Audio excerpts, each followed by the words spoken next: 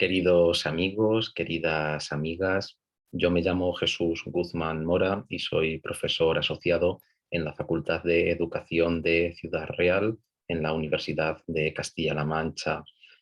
Antes de comenzar, me gustaría agradecer a la organización del Congreso la aceptación de mi propuesta y a Purificació y Verónica su enorme trabajo para llevar a cabo este encuentro tan interesante.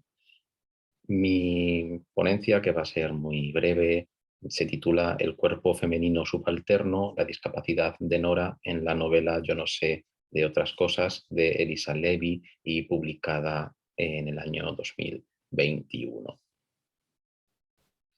Elisa Levy es una de las voces más interesantes dentro del panorama narrativo español actual. Me atrevería a decir que es una de las novelistas más potentes y con una proyección de futuro más interesante para nuestras letras. Además de novelista, también es poeta, dramaturga, pero bueno, como voy a hablar acerca de su última novela, quería destacar también una publicación anterior, Porque lloran las ciudades, un texto muy interesante y que recomiendo, al igual que Yo no sé de otras cosas, del que bueno, pues, intento no hacer ningún tipo de spoiler, pero bueno, lo que viene a hacer esta novela, Yo no sé de otras cosas, que como veis tiene además una novela, una portada impactante y muy lograda.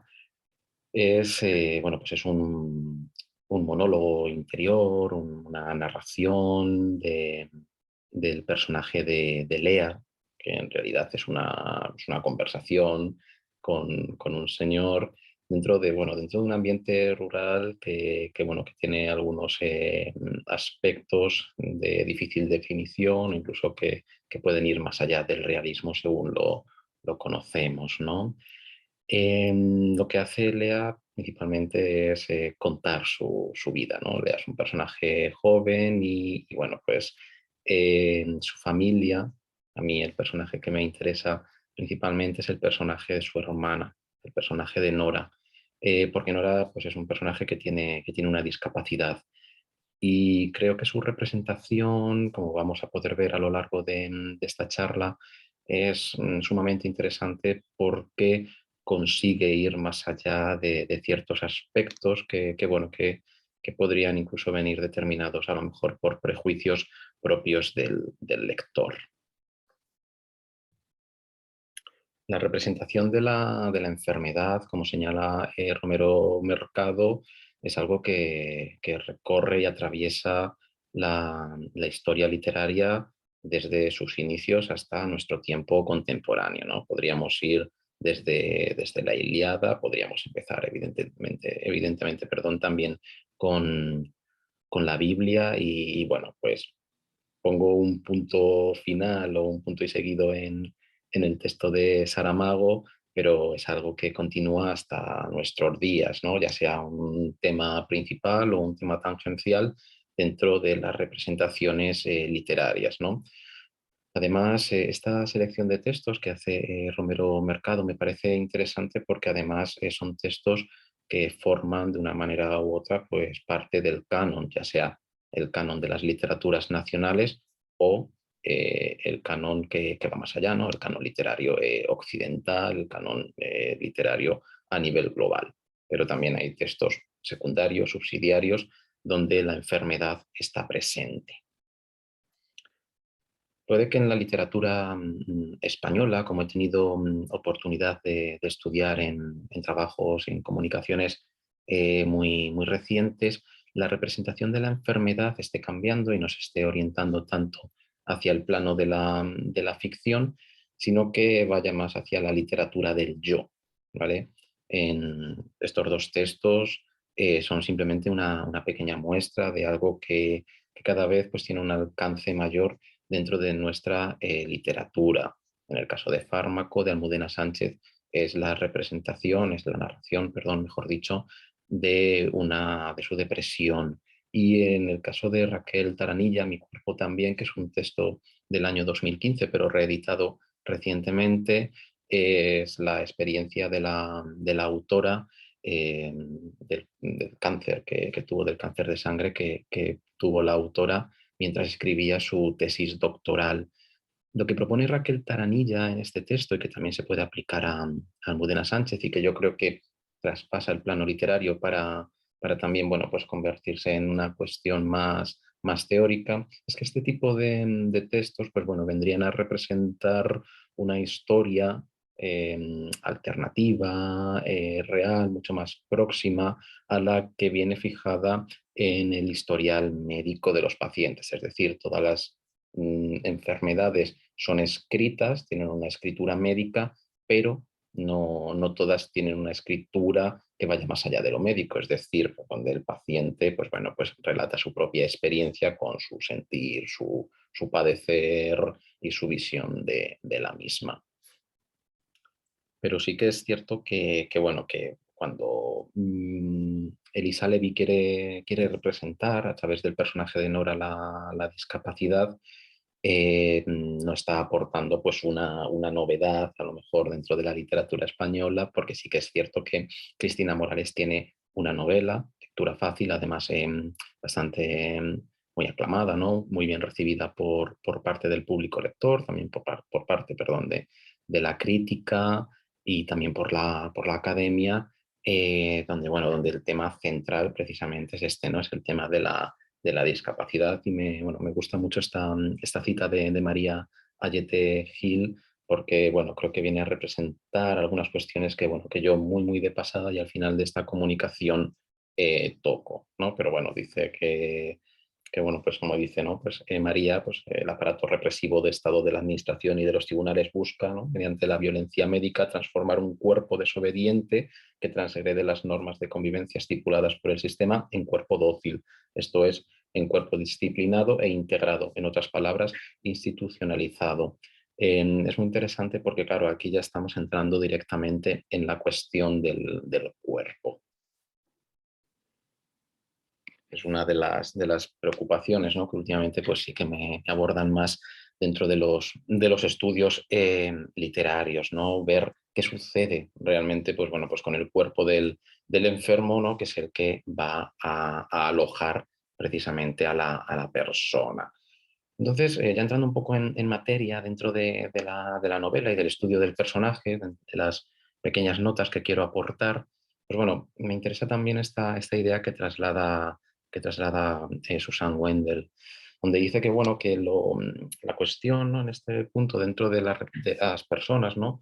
Con discapacidad, con enfermedad, es que, bueno, es que otras, ¿no? Aquellas que no padecen la enfermedad, que no tienen una discapacidad, pues huyen de este tipo de relatos, ¿no? Es decir, vendrían a mostrarnos la parte menos bella de la vida, ¿no? Y entonces, bueno, pues un poco sería el taparse los ojos para, pues bueno, pues no ver aquello y aquello que no veo, pues en un principio no tendría por qué existir. Claro, este tipo de representaciones como la que puede proponer Cristina Morales, como la que también pues propone con este personaje Elisa Levy, sacan del margen y ponen en el centro, ¿no? Al menos lo establecen dentro del discurso, la representación de la discapacidad, ¿no? Con aquellas cosas, ¿no? Que pueden ser más bellas, con aquellas cosas que pueden ser menos bellas, pero al final eso es una valoración totalmente subjetiva.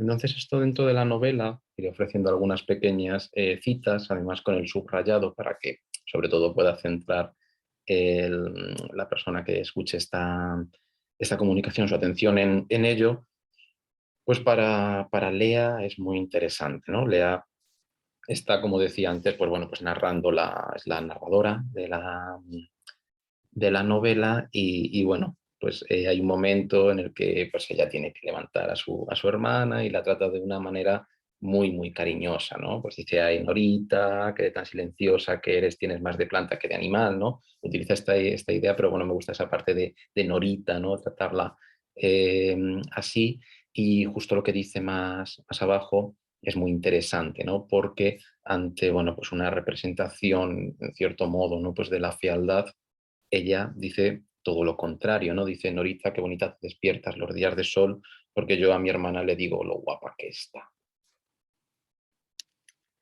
o también como sucede en este caso, ¿no? Esta imagen de la baba escapando, ¿no? del cuerpo de Nora, ¿no? Perdón, de la boca de Nora, también se repite bastante a lo largo del texto, ¿no? Uno si hace una búsqueda, en cierto modo, tramposa en una edición digital del libro, verá que el personaje de Nora no creo que para nada sea un personaje accesorio porque su nombre se repite pues más de 240 veces, ¿no? Entonces, bueno, como vemos tiene esa parte, ¿no? De representación, ¿no? Donde Lea, le decía en la cita anterior, pues lo bonita que estaba y luego también esa imagen, ¿no? Que podemos relacionar con aquello que apuntaba Wendell, ¿no? De aquello que no se quiere ver, ¿no? Esa Nora, pues bueno, pues escapándosele la baba, ¿no? Nora es una persona adulta, pero al final, pues bueno, tiene ese comportamiento de persona recién nacida, pues debido a la discapacidad que tiene. Lo que está claro es que el cuerpo de Nora, como señala Baglione, al referirse al cuerpo de enfermo, entra en ficción con cierto ideal del cuerpo perfecto, sin grietas y sin fallas, que circula de modo más hegemónico en nuestra cultura. Cualquier vistazo a nuestros tablones de Instagram sería suficiente para poder apreciar esta cuestión, ¿no? Instagram, pues, apuesta por la representación de la belleza, ¿no? Podemos cuestionar si esas representaciones son reales y reales, pero es algo que está ahí, es decir, ofrece un discurso hegemónico en torno a la belleza. Nora vendría a contraponer ese discurso, ¿no?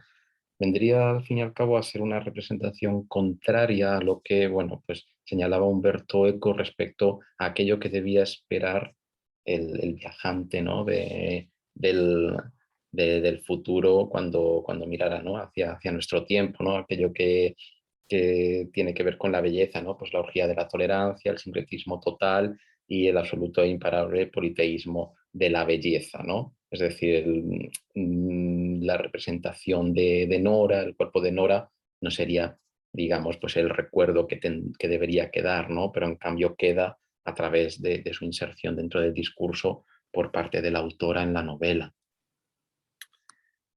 Y en ese sentido, pues bueno, cuando pensamos un poco, pues también, ¿no? Pues en esa idea del cuerpo, que es un cuerpo bello, ¿no? Y cómo sobre todo se contrapone el cuerpo de Nora, pues a ese ideal de belleza que señalaba Baglione, ¿no? Sobre todo, bueno, esta parte también es muy interesante cuando Lea tiene el recuerdo, ¿no? Un recuerdo provocado porque está fumando marihuana y dice que, bueno, ¿no? Pues que recuerda que su madre pues está curando pues unas infecciones que tienen los dientes a Nora, ¿no? Y me gusta mucho cómo está el cuerpo, ¿no? Dice el cuerpo desparramado, que tiene también, bueno, pues cierta relación con algo que decimos ahora a continuación, ¿no? Y claro, dice, coger en brazos a mi hermana es como coger a un ternero muerto, ¿no? Entonces, pues bueno, evidentemente ese cuerpo desparramado, ese cuerpo que se compara, ¿no? Con la imagen, ¿no? del ternero muerto, evidentemente, pues evidentemente, perdón, entra en fricción con el ideal de belleza que está presente en nuestro tiempo. De hecho, es un cuerpo que a Lea le da miedo, ¿no? Dice, si me detengo mucho rato, a verlo, me da un poco de miedo, ¿no? Que es un sentimiento que en Lea, ¿no? En Lea aparece porque dice eso, dice que no se permite sentir pena, ¿no? Entonces, bueno, como no siente pena, lo que siente es miedo, ¿vale? Entonces, claro, igual volvemos a ver un poquito esa contradicción, ¿no? Esa idea contraria del cuerpo de Nora frente al cuerpo hegemónico. Y para ir finalizando, pues bueno, pues lo que dice Foucault acerca del cuerpo en vigilar y castigar, en este punto también me parece importante, sobre todo para destacar el cuerpo, al igual, ¿no? que el ser en sí, según lo plantea, no puede estar ocioso, ¿no? No puede ser un cuerpo inútil, es esa idea del tener que hacer constantemente, ¿no? El tener que ser, ¿no?, productivos, que es una lógica del capitalismo muy propia de nuestro tiempo, ¿no? Incluso el sentirnos mal por no estar haciendo algo. Claro, el cuerpo de Nora es un cuerpo encerrado, es un cuerpo cuya productividad va a mínimos, ¿no? Las acciones que hace además pues no generan, no hacen no es capaz, ¿no?, ni siquiera de cambiar su tiempo por dinero, es decir, no puede trabajar, no puede entrar dentro de esa lógica. Y, y aquí un personaje se lo recuerda, ¿no? Le dice, tienes una hermana tan inútil como un lechón, ¿no? Y bueno, pues la propia Lea reflexiona sobre ello, ¿no? Dice, bueno, pues el ser humano que era mi hermana, tan inútil y vacío como los jarrones que no se llenan de flores, ¿no? Habla de lo que es, de un cuerpo atrofiado, ¿no? De un cuerpo en ese sentido que no puede producir. De hecho, el cuerpo, Lea, cuando mueve su cuerpo, pues es en alguno de los recuerdos que tiene Lea, perdón, cuando Nora mueve su cuerpo, ¿no? Pues en uno de esos recuerdos que tiene Lea, pues es para echarse, ¿no? Pues tierra con gusanos a la boca cuando es una niña, o también en un momento determinado de la novela que tira de un mantel y claro, y todos los cacharros que están encima de la mesa se rompen, ¿no? Es decir, la producción, además, que puede hacer en ese sentido Nora, no, valga la redundancia, no es productiva, sino que además genera, ¿no? Genera problemas, genera pérdida de tiempo, lo cual también, pues en ese sentido, iría en contra de esa dinámica. Entonces, simplemente como conclusiones a estas pequeñas notas, pues es eso, ¿no? Pues que Nora aparece como un personaje fuera de cualquier discurso normativo, no es un personaje, como decíamos, que vaya pues hacia la belleza y demás, y que tiene que ver mucho con esta segunda parte, ¿no? Que el cuerpo de Nora pues es una antítesis del ideal de perfección anhelado por la sociedad. Y bueno, y por último, pues que el cuerpo de Nora es un cuerpo inútil, ¿no? Un cuerpo que no produce, lo que contradice la lógica capitalista que exige la constante producción por parte del individuo. Esta ha sido mi presentación. Aquí, bueno, pues la bibliografía utilizada. Pues, evidentemente, cualquier pregunta, cualquier cuestión que requieran, estoy abierto a ella y no quería despedirme sin agradecer su tiempo de antemano y desearles un feliz día. Un saludo.